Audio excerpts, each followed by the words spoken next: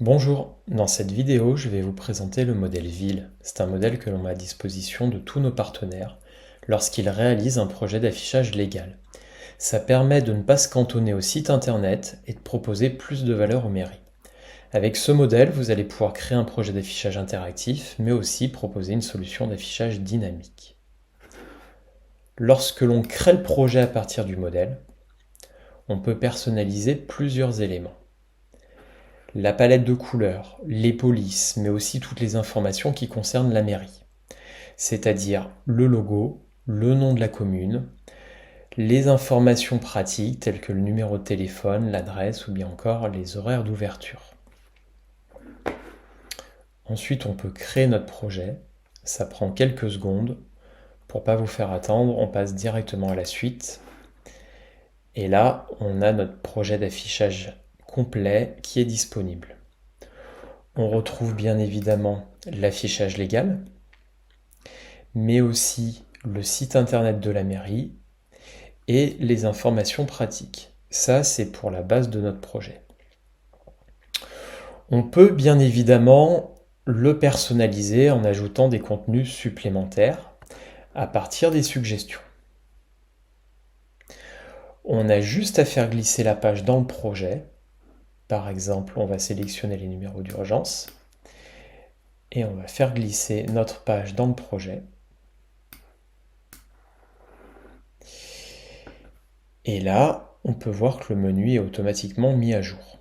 On n'a plus qu'à personnaliser le contenu de la page avec les informations spécifiques de la mairie.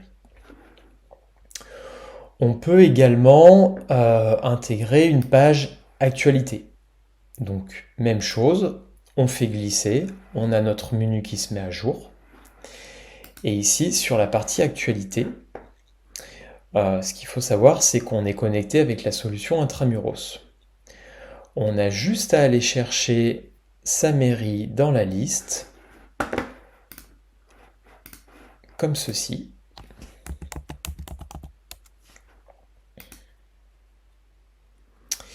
Et nos informations remontent automatiquement dans notre projet d'affichage. Ça, c'est pour la partie affichage interactif.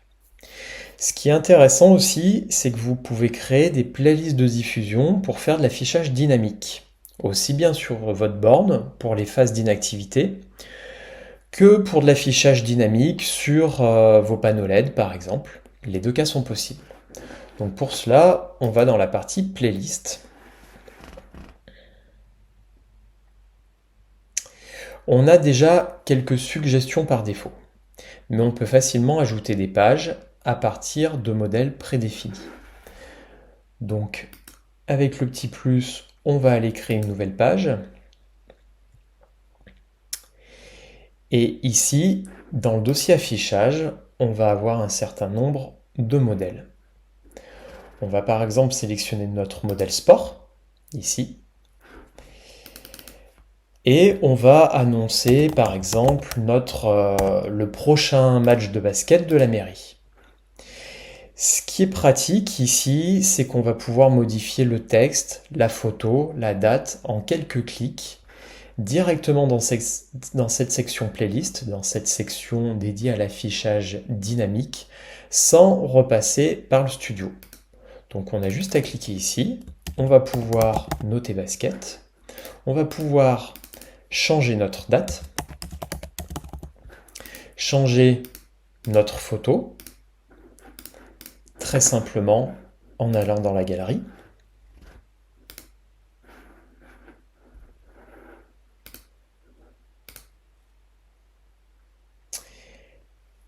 Et là, on a personnalisé notre affichage dynamique. On a annoncé notre événement à venir. Bien évidemment, pour les usages avancés, si on souhaite aller plus loin, on a toujours la possibilité de rebasculer dans le studio de création ici en cliquant sur Ouvrir dans Design. Mais cela reste optionnel. On peut vraiment tout faire dans la partie playlist. Et ensuite, on va diffuser et programmer notre affichage dynamique de la manière habituelle qu'on connaît. Voilà, je vous remercie, à bientôt.